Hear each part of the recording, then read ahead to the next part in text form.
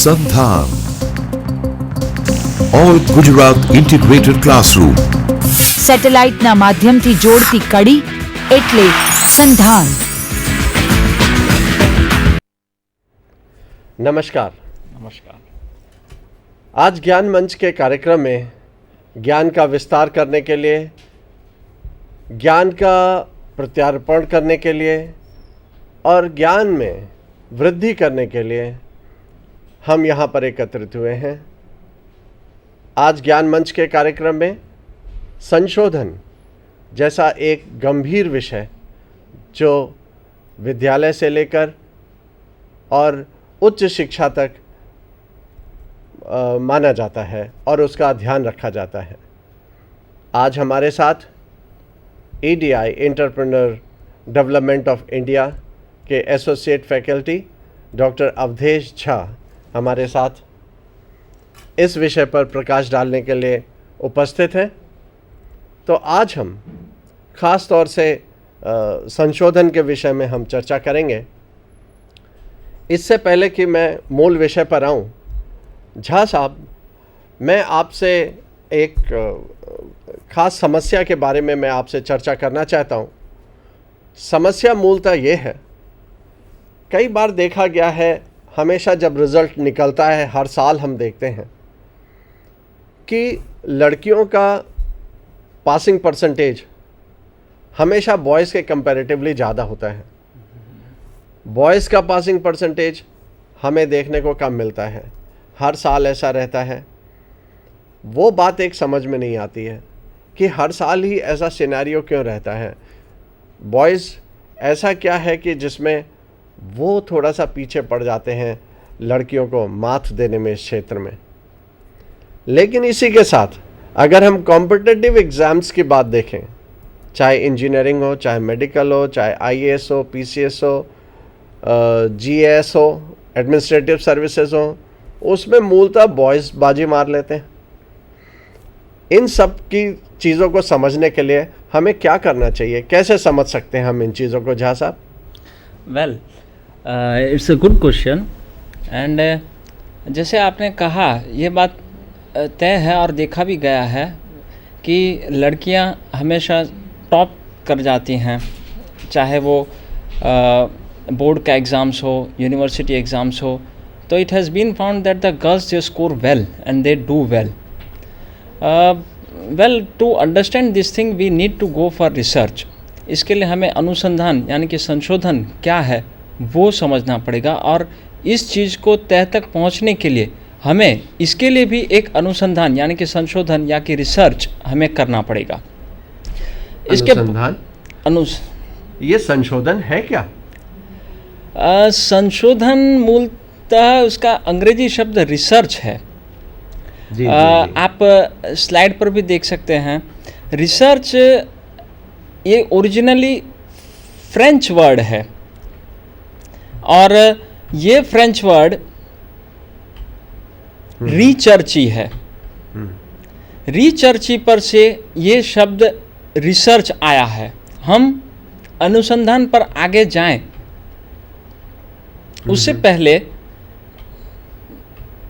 Not this पीछे हम अनुसंधान पर आगे बोलें उससे पहले मैं एक और चीज़ स्पष्ट करना चाहूँगा कि हमें ये अनुसंधान करना क्यों चाहिए, या फिर हमें अनुसंधान के लिए आगे बढ़ना क्यों चाहिए। Why should we go for research? संशोधन जेवा विषय में आजनी तारीख में जो આપણે વિચારીએ તો સૌથી પહેલો પ્રશ્ન એ જ થાય કે આપણે કેમ સંશોધન કરવું જોઈએ? Why should we go for research? You can look at the slide. The first reason is to develop in the sense વિકાસ કરવા માટે. આજે માણસે કંઈ પણ કરવું હોય, તમે જો આપણો ભૂતકાળ જુઓ તો આદિ માનવથી લઈને આજ દિન સુધીમાં કેટલા પરિવર્તન આવી ગયેલ છે. There have been lots of changes, and આ ચેન્જીસ એ જ વિકાસ છે. આ વિકાસ या फिर ये विकास ऐसे नहीं हुआ, हमने इसके लिए तन तोड़ मेहनत किया है। हम में से कई लोग ऐसे थे जिन्होंने इसी अनुसंधान या रिसर्च का रिसर्च की मदद ली है और उसी मदद के चलते आज हम यहाँ हैं। पर साहब विकास तो एक स्वाभाविक प्रक्रिया है। विकास जिस तरीके से हम विकास करते हैं तो ये तो एक स्वाभाविक प्रक्रिया है, बायोलॉजिकल डेवलपमेंट है। मान लीजिए कि हम पहले आदि मानव से मानव बने और मानव से हम आगे भी जाकर हम शायद सुपर मानव बने, लेकिन ये तो एक स्वाभाविक प्रक्रिया है। तो इस क्षेत्र में इसमें संशोधन कहाँ और कैसे? जी, आपने कहा कि स्वाभाविक प्रक्रिया है, ठीक है, विकास एक स्वाभाविक प्रक्रिया है और उसमें भी शारीरिक विकास जो है वो एक स्वाभाविक है, लेकिन उसके सिवाय जो हमने विकास किया है, आज मानवीय चांद तक पहुंच गया है। कैसे पहुंच गया? क्या ये स्वाभाविक है जो हम चांद तक पहुंच गए? नहीं, हमने इसके लिए कुछ किया है, कई सारे शोध किए हैं, कितना ही सोचा है, मनोमंथन किया है, देखा है, प्रैक्टिकल्स किए हैं और उसके बाद फिर हम तय कर पाए, सुनिश्चित कर पाए कि हाँ हम जा सकते हैं और फिर हमने प्रस्थान किया और जब हम पहुँचे तब हम माने कि हाँ हम वहाँ पहुँच सकते हैं।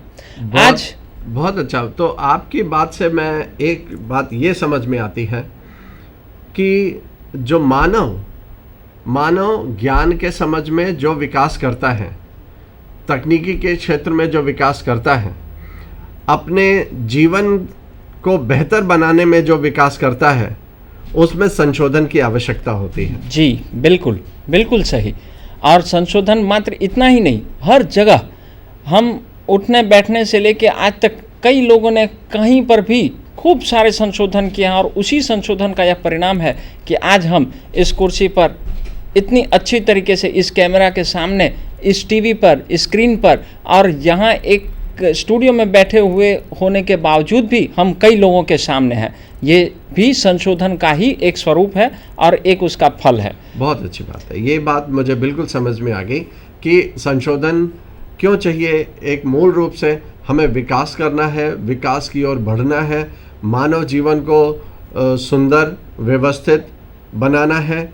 इसके लिए हमें विकास करना है और विकास करने की आवश्यकता होती है और विकास करने के साथ साथ हमें संशोधन की आवश्यकता होती है। बिल्कुल सही। अब आगे हम साइड पर देखेंगे तो दूसरा मुद्दा है social, economical and societal progress. जी हाँ, इसका अर्थ ये है सामाजिक, आर्थिक और हमारा जो अपना समाज है, उस समाज, उसका विकास।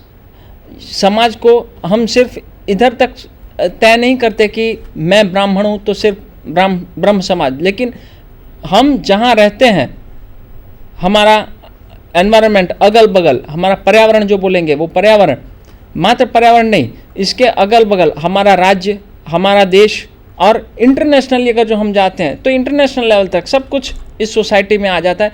Because you know today due to technology the world has and the distances have become short and we can reach anywhere at any place within a fraction of seconds. Okay, तो ये सारे विकास जो भी हुए हैं इसमें भी अनुसंधान का ही यानी कि संशोधन का ही मुख्य और मेजर रोल है। ठीक है, तो मुझे एक बात और हमारी जनता को और हमारे दर्शकों को ये समझ में आएगी इस आपके इस एक्सप्लेनेशन से कि विकास किस क्षेत्र में होना चाहिए। विकास का एरिया जो है social development and the economical development, in both of this area, सामाजिक और आर्थिक विकास के क्षेत्र में हमें अनुसंधान की आवश्यकता होती है। मैं एक मिनट यहाँ आपको रोकना चाहूँगा। विकास सिर्फ सामाजिक और आर्थिक इन दो क्षेत्रों के लिए नहीं है, बल्कि मैं ऐसा कहूँगा कि समाज में ऐसा क्या है जो समाज से परे है। हमारी जो भी ज़रूरतें हैं, हम जो कुछ भी करते हैं, चाहे चांद तक पहुंच गए हों या फिर छोटी से छोटी बात ले लीजिए, सारी चीज़ें हमारे समाज से जुड़ी हुई हैं। तो जब हम समाज जोड़ देते हैं और समाज शब्द का उपयोग करते हैं तो फिर मैं ऐसा मानता हूँ कि इसके अंदर सारी चीज़ें और वो सारे पहलू जो शिक्षा में आते हैं, philosophy, psychology, educational psychology and technology, behavioural science, humanities वगैरह वगैरह जो कुछ भी है, सारी चीज़ें हम कंसिडर कर सकते हैं। हमारी अपनी ज़रूरियातें, लीजर, लग्जरी, उनसे भी आप जोड़ सकते हैं। हमारी आर्थिक परिस्थिति, मानसिक परिस्थिति, हमारा सोशियो इकोनॉमिक स्टेटस, इन सारी चीज़ों को आप जोड़ सकते हैं और हर एक चीज़ में कहाँ किसकी ज़रूरत है, कैसे ज़रूरत है, हमने कितना कितनी प्रगति की है, ये सारी चीज़ें जानने के लिए या फिर समझने के लिए हमें अनुसंधान की आवश्यकता होती है। और एक और बात कि हम यहाँ तक इस हर एक क्षेत्र में आज आप देख सकते हैं या फिर मान सकते हैं कि हमने खूब प्रगति की है। इन सारी प्रगति के पीछे अनुसंधान ही व्यापक तौर पे स्थापित हुआ है, और हम कह सकते हैं कि अनुसंधान ही उसके लिए एक एस्पेक्ट है जिसके चलते हम आज यहाँ तक पहुँचे हैं। जी हाँ, तो यानी मूल रूप से हम ये समझ सकते हैं कि समाज या व्यक्ति का कल्याण करने वाली ऐसी कोई भी चीज़ जिससे व्यक्ति और समाज का कल्याण हो, चाहे आर्थिक रूप से हो, चाहे सामाजिक रूप से हो, चाहे वैज्ञानिक ढंग से हो, चाहे सांस्कृतिक रूप से हो, इस किसी भी दृष्टिकोण से देखें तो मानव का विकास जी करने के लिए आधारभूत रूप से हमें संशोधन की आवश्यकता होती है, और ये संशोधन ही मानव को विकास की दिशा देती है। Perfect, very true. अब नेक्स्ट स्लाइड हम देखते हैं। तो हमारा तीसरा एस्पेक्ट है मोरल एंड स्पिरिचुअल डेवलपमेंट। इसे भी आपने अभी कह ही दिया। Moral and spiritual development is also very very necessary.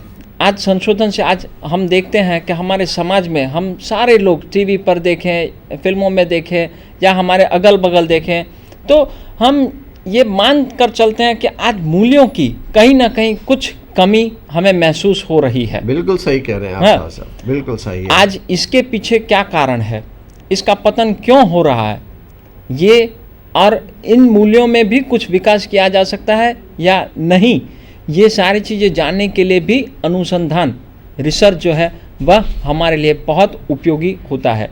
और इसी के चलते हम ये कह सकते हैं कि हमारा मोरल, आध्यात्मिक यानी कि स्पिरिचुअल डेवलपमेंट वो भी तय है। आज इंसान चांद पर पहुंच गया, लेकिन फिर भी आज एक ऐसा वर्ग है जो ये स्पिरिचुअल डेवलपमेंट की बात कर रहा है, और कई सारे आप देख सकते हैं कि कई सारे ऐसे क्लास हैं, स्कूल्स हैं जहाँ पे स्पेशल स्पिरिचुअल डेवलपमेंट के लिए, आध्यात्मिक विकास के लिए, आध्यात्मिकता के प्रयास किए जाते हैं। इसके लिए भी अनुसंधान ही बेस में है, और अनुसंधान ने ही ये बताया है कि मनुष्य को अगर शांति चाहिए तो उसके लिए आध्यात्मिक विकास भी उतना ही जरूरी है। बहुत अच्छा। आपकी दूसरी बात से भी मुझे थोड़ी सी स्पष्टता ये होती है कि मनुष्य का आर्थिक, तकनीकी, सामाजिक विकास तभी संभव है जब इसके मूल में नैतिकता और आध्यात्मिकता है। बिल्कुल। नैतिकता और आध्यात्मिकता को बेहतर समझने के लिए और बेहतर तरीके से स्थापित करने के लिए जी हमें एक अनुसंधान की आवश्यकता है। कई सारे अनुसंधान की हमें ज़रूरत हो सकती है, और कई सारे रोज़ बरोज़ आप देख सकते हैं वैल्यूज़ पर भी कितनी पीएचडी हो रही हैं, स्पिरिचुअल डेवलपमेंट भी पर भी कितनी डॉक्टरेट की उपाधियां हो गई हैं, और अभी और भी लोग उसमें जुड़े हुए हैं, जो लोग इसके लिए प्रयत्नशील हैं और आगे काम भी कर रहे हैं, ताकि हम तय कर पाएँ कि सच में आध्यात्मिकता की ज़रूरत कितनी है और हमारे जीवन के साथ वो किस तौर पर जुड़ी हुई है। तो मानव को शांति, सुख, विकास की दिशा, विकास में गति तभी मिल सकती है जब नैतिकता और आध्यात्मिकता का आधार एक अनुसंधान रूप से टेस्टेड हो, वेरीफाइड हो, और वो वेरीफाइड प्रिंसिपल्स, स्टैब्लिश्ड प्रिंसिपल्स हों, जिसके आधार पर ही हमारी गति को बल मिल सकता है, मानव विकास को बल मिल सकता है, मानव विकास की गति को और क्या कारण हो सकते हैं झा साहब जिसकी वजह से हमें अनुसंधान करने की आवश्यकता होती है। हम स्लाइड पर और देख सकते हैं। हमारा जो आगे का मुद्दा है वो है understanding, add knowledge, cure, invention. आप देखिए, किसी भी चीज़ को समझने के लिए हमें अनुसंधान की ज़रूरत होती है। हमारा ज्ञान बढ़ाना हो उसके लिए भी हमें अनुसंधान की ज़रूरत होती है। कुछ चीज़ ठीक करनी हो, कोई दर्द हो, उसकी दवा ढूंढनी है हमें, तो उसके लिए भी हम अनुसंधान करते हैं। आप देखिए कहाँ, किस क्षेत्र, कौन सा ऐसा क्षेत्र है जहाँ अनुसंधान यानी कि रिसर्च जो है वो जुड़ा हुआ नहीं। Everywhere we find research. बड़े से बड़े इन्वेंशन देखिए तो वो भी क्या है बेसिकली।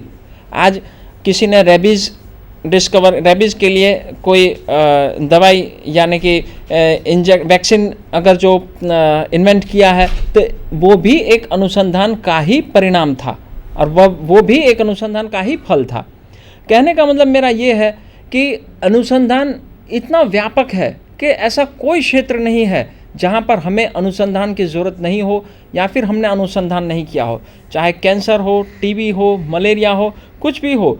तो और उसके लिए कोई भी दवाई अगर जो बनाई गई है तो उस सब के पीछे पहले अनुसंधान हुआ है, उसे पहले चेक किया गया है, वेरीफाई किया गया है और उसके बाद ही हम आगे बढ़े हैं और तभी जाके हमें हमारे पास एक दवाई मिलती है जिसे हम कह सकते हैं कि आज ये इस बीमारी का इलाज है, ये दवाई इस बीमारी का इलाज है।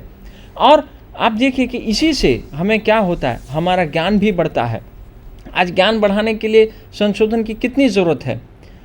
हम आम तौर पे कहते हैं, अभी आगे भी हमने जितनी चर्चा की उस सारी चर्चा में आप देखें तो हम लोगों ने जो विकास किया उस विकास के लिए भी हमें सोचना पड़ता है। और ये ऐसी बात नहीं है कि हमने कहीं भी बैठे और हम बोल दिए तो उससे हो जाता है। नो, जब हम रिसर्च में कुछ बोलते हैं तो हमारे पास पूर्ण तथ्य होना चाहिए और उस तथ्य के आधार पर ही आप कह सकते हैं और तभी उसे मान्य किया जाता है या फिर उसे हम कह सकते हैं, नहीं तो हम नहीं बोल सकते। तो इस कदर मैं ये कहना चाह रहा हूँ कि संशोधन हमारे ज्ञान में भी वृद्धि करता है जो हमें नहीं मालूम होता है। ऐसे कई सारी चीज़ें, अभी कुछ दिन पहले कुछ